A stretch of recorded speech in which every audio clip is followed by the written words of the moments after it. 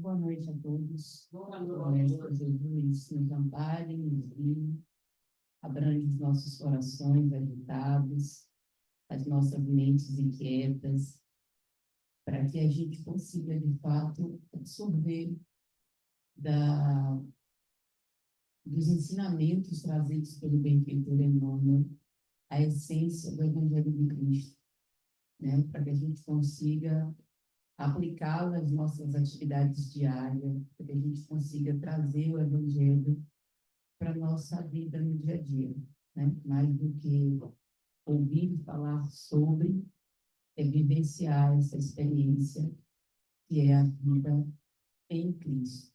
Bom, vamos para o tema que Emmanuel nos propõe.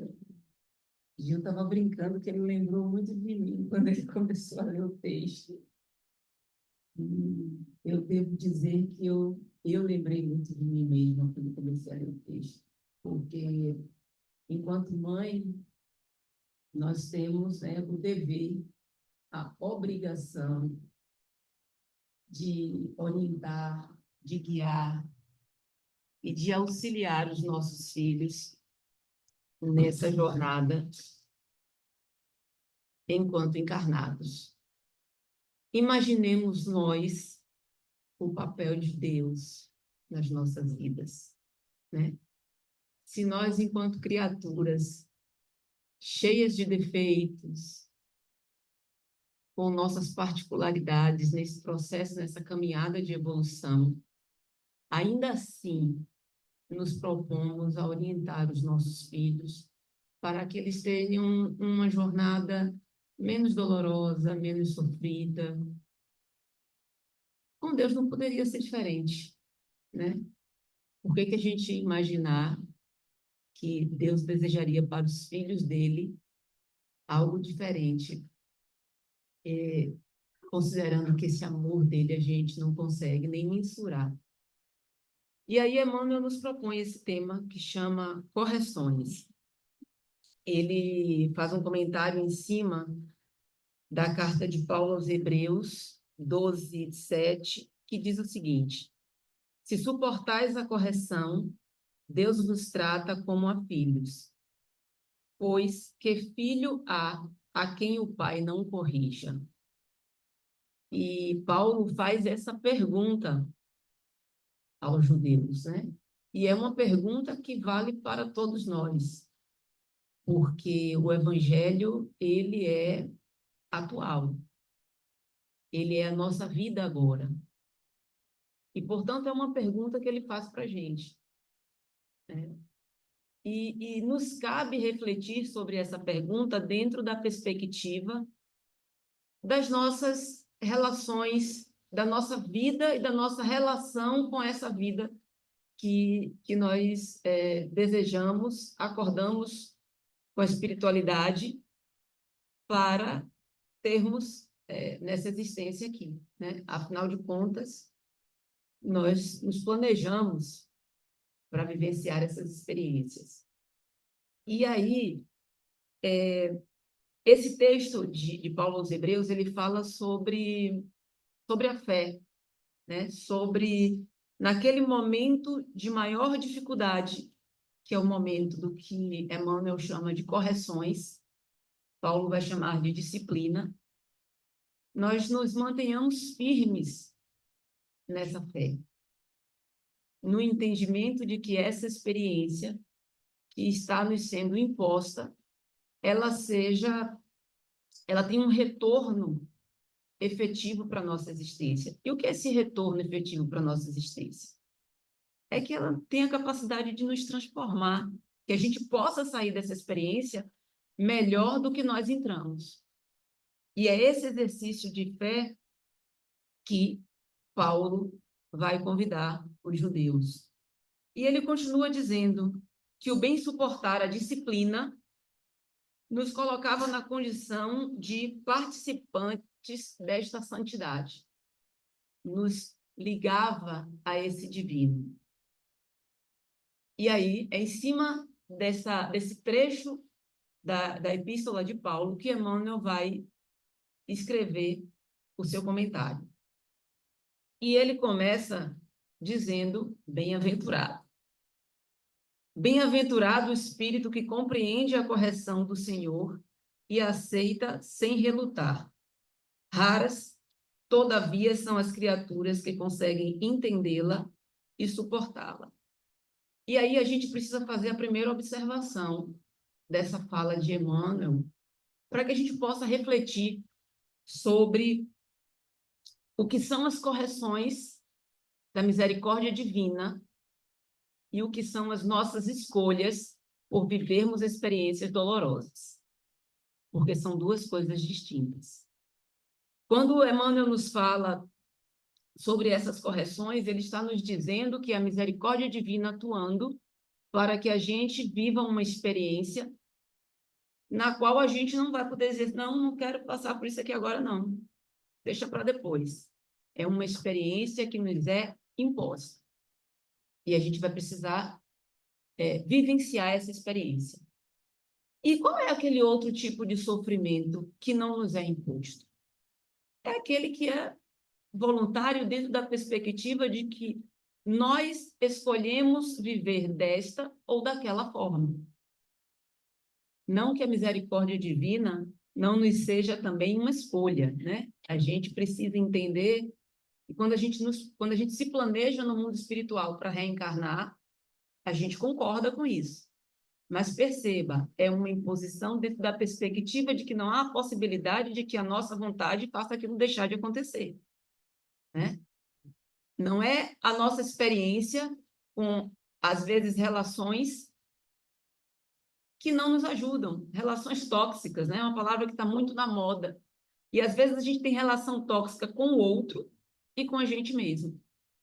Então são essas escolhas, são esses sofrimentos que eu chamo aqui de voluntários, que não estão dentro deste comentário de Emmanuel, nessa perspectiva de que nós precisamos entender aquilo que nos faz bem e aquilo que não nos faz bem, né? O que não nos faz bem, né? O que não é o caminho do Cristo, a gente precisa mudar a rota. E a gente tem essa opção. Mas aquele outro sofrimento que a gente programou na espiritualidade, que Emmanuel chama de correção e que Paulo vai chamar de disciplina, esta experiência, ela precisa ser vivenciada. Mas, Thalita, como é que a gente vivencia essa experiência, né? Já que a gente não tem a opção de, por exemplo, fugir dela? Este é o segredo da jornada. Cada um vai precisar descobrir qual é o ponto. Mas nós temos um norte para passar por essa experiência. E que norte é esse? O norte é o Evangelho. O norte é o que o Cristo nos ensina. Porque aquilo que estiver distoante do que é o ensinamento do Cristo não pode ser um bom caminho. E o que é que ele fala nessa trajetória de bom caminho?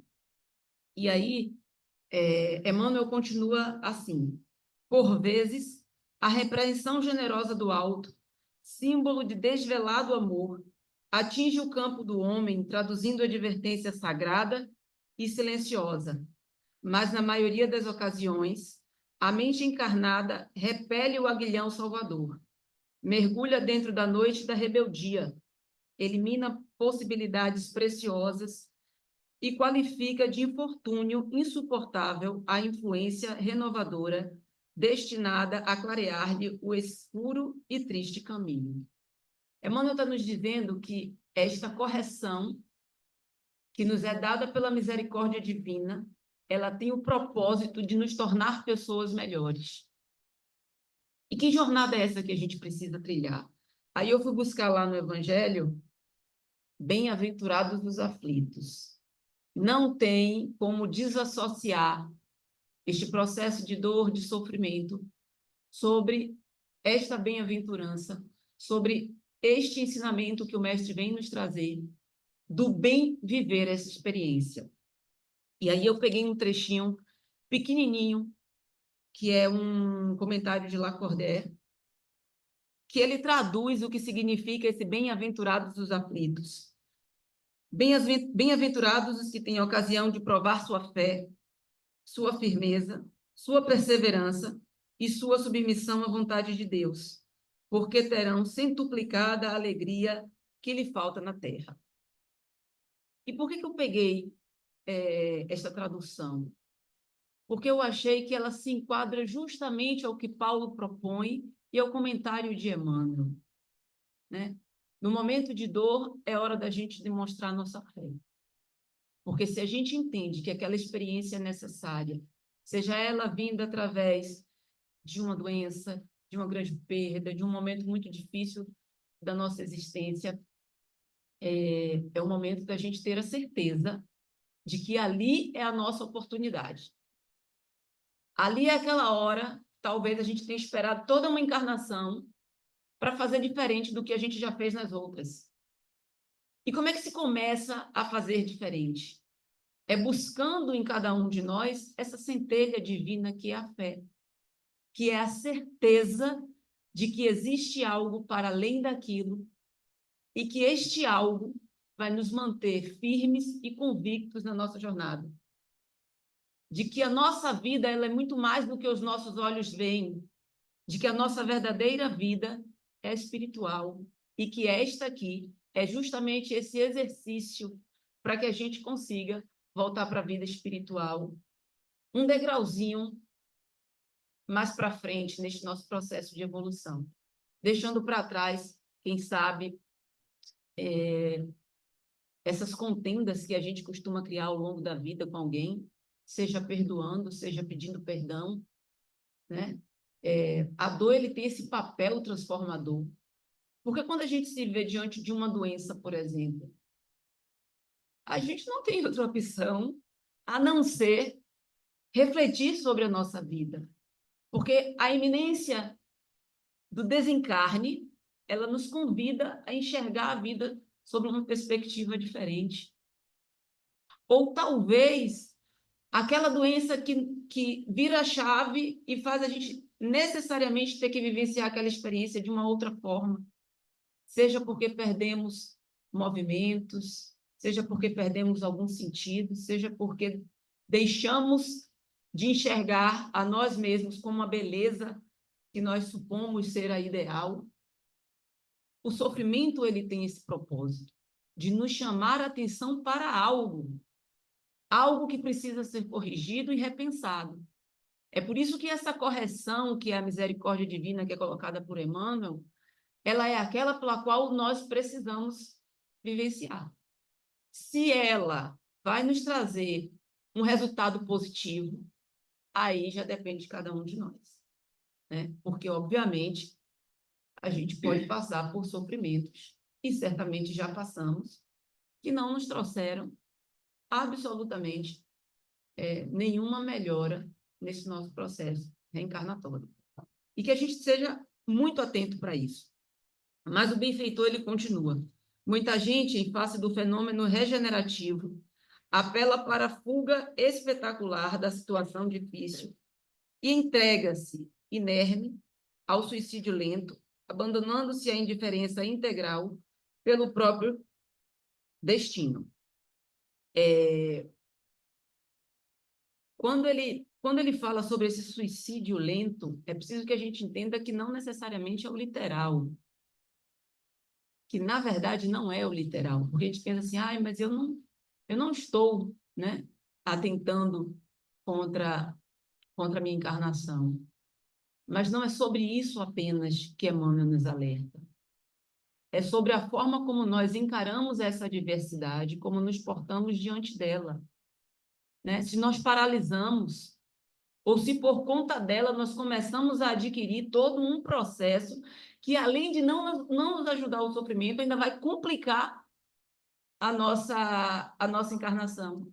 Nós vamos estar ali pontuando de maneira negativa, para na próxima, além desse sofrimento que a gente não conseguiu resolver, aprender, a gente vivenciar mais aquela experiência, de termos utilizado este momento de maneira a prejudicarmos ainda mais a nós mesmos, né? Entregando-nos aos vícios de todas as ordens. Às vezes, quando a gente pensa no vício, a gente pensa no vício dentro da perspectiva daquilo que é ilegal. Mas o vício legal também é vício. né? Eu estou lendo um texto que fala sobre desperdício. E eu fiquei refletindo sobre esses vícios que a gente adquire ao longo da vida para atenuar este ou aquele momento de dor que a gente não consegue lidar como deveria, né? Acumuladores de tudo, de pessoas, de sentimentos, de coisas, de dinheiro, acumuladores daquilo que a gente está aqui vivenciando e enxergando com os nossos olhos. E às vezes deixamos de nos preocupar com aquilo que efetivamente deveríamos acumular, que é o amor, que é a fé, que é a misericórdia, que é o outro enquanto nosso irmão. Então, é sobre isso que o benfeitor vem nos falar, para que a gente esteja atento a esse suicídio lento. É o que nós fazemos com essa encarnação, né? Prejudicando às vezes o nosso corpo, prejudicando a nossa mente, prejudicando as nossas relações com as pessoas, porque não somos capazes de lidar com esta ou com aquela experiência. E ele continua: quem assim procede não pode ser tratado por filho, porquanto isolou a si mesmo, afastou-se da providência divina e ergueu compactas paredes de sombra entre o próprio coração e as bênçãos paternas. E aí é um ponto fundamental. A gente precisa entender que neste momento de dor e de sofrimento, nós vamos sempre encontrar ajuda, mas a gente precisa estar com as nossas mentes e os nossos corações abertos para receber essa ajuda. Porque às vezes a dor e o sofrimento, ele turva a nossa compreensão das coisas. E a ajuda está ali do lado, a gente não consegue enxergar. A gente afasta o próprio coração das bênçãos paternas, porque não percamos do nosso entendimento que o objetivo da providência divina é nos tornar pessoas melhores. Nós não estamos sendo punidos, nós estamos sendo orientados a nos tornarmos pessoas melhores. E isso é diferente de punição, porque se isso é uma orientação do mestre, ele vai fazê-lo com toda a misericórdia que lhe cabe. E a misericórdia é nos dando e nos oferecendo e nos ofertando e nos possibilitando ajuda para bem vivenciarmos essa experiência. E aí Emmanuel continua: aqueles que compreendem as correções do Todo Misericordioso reajustam seus círculos em círculo de vida nova e promissora. Aprender com a dor para que possamos superá-la.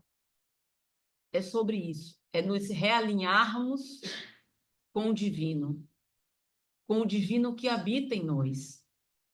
E é com esse processo de realinhamento interior que essa dor material que nós vivenciamos, ela acontece. Ela acontece para que a gente possa realinhar as nossas imperfeições espirituais.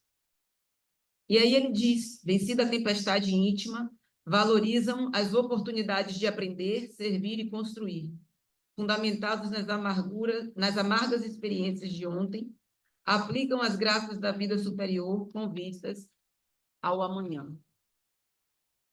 É viver a jornada e chegar ao final e dizer: lutei o bom combate. Saio daqui com este saldo para que eu possa aplicar, porque as nossas vidas estão entrelaçadas e ligadas. E o que é esse aplicar? É neste processo de jornada nossa, a gente conseguir auxiliar o nosso próximo, porque as nossas vidas estão interligadas. A evolução ela é individual, mas a nossa jornada ela é coletiva. É com o outro que nós nos relacionamos, é com o outro que nós precisamos resolver as nossas pendengas. E Emmanuel continua: não te esqueças de que o mal não pode oferecer retificações a ninguém. E aí eu fiquei refletindo sobre isso. Porque eu disse: como não? O mal não pode oferecer retificações? O que é que Emmanuel quer nos dizer com isso? Se ele vem o texto todo nos falando que essa correção que a misericórdia divina nos apresenta tem o objetivo de nos melhorar, se bem vividas, se bem experienciadas, né? O que Emmanuel quer dizer que o mal não nos oferece retificações. E aí eu trouxe duas coisinhas para a gente refletir bem rápido. Primeiro, é algo que Divaldo fala e que me chama muita atenção, que o mal que me acontece não é o mal. O mal que me faz mal é aquele que eu faço, porque eu sou a mão que pratica ele. Então, que a gente tenha em mente de que este mal, que é trazido pelas nossas mãos, eles não nos trazem retificação. Mas aquele que a gente acha que é mal, mas é fruto dessa misericórdia divina operando nas nossas vidas, ele é oportunidade. Ah, Thalita, mas às vezes o mal vem pela mão de alguém, mas tem que vir, né, gente? A gente não vai imaginar que as coisas vão surgir do nada. O mal é de existir, mas é da mão que o traga. Neste momento, nós precisamos nos preocupar em não sermos essa mão. Mas se nós vamos vivenciar essas experiências que nós consideramos de dor e de sofrimento, que nós possamos vivê-las bem e termos a consciência de que não fomos a mão quem causou o mal do outro.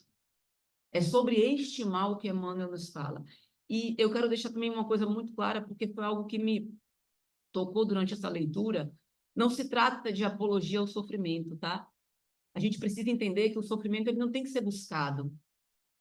A gente não precisa correr atrás dele, né? A gente precisa procurar viver uma vida de acordo com os ensinamentos do Cristo e nos prepararmos para ocasionalmente vivenciarmos experiências dolorosas, porque nós vamos, porque aqui é o lugar para isso, porque a Terra ainda é um lugar para isso. Então, não é buscar o sofrimento voluntariamente, mas é lidar com aquele que nos é apresentado pela misericórdia divina da forma como o Cristo lidou, né? Perdoando, tendo fé, sendo resiliente e se permitindo tocar a jornada com todas as adversidades que a vida, porventura, venha nos apresentar. E aí o benfeitor, ele conclui dizendo que quando a correção do Senhor alcançar-te o caminho, aceita humildemente, convicto de que constitui verdadeira mensagem do céu. Então, ele vem falando o tempo todo sobre essa oportunidade. E aí tem algumas mensagens que precisam estar muito claras. O que é essa mensagem do céu através dessa correção? O que é aquele sofrimento que a gente procura porque a gente é teimoso? E como que a gente consegue se livrar de um e de outro? E que a gente consiga efetivamente aproveitar essas oportunidades de dor, de sofrimento, de incômodo, porque a dor faz a gente se mexer, né? Ninguém consegue sentir dor e ficar lá parado. É nesta possibilidade de se mexer que a gente encontre um outro lugar, e que esse lugar seja este lugar do caminho do Cristo, esse lugar que a gente possa, de fato, encontrar essa paz que a gente procura, que não é fora, que não é na jornada, que não está nas pessoas, que está dentro de cada um de nós.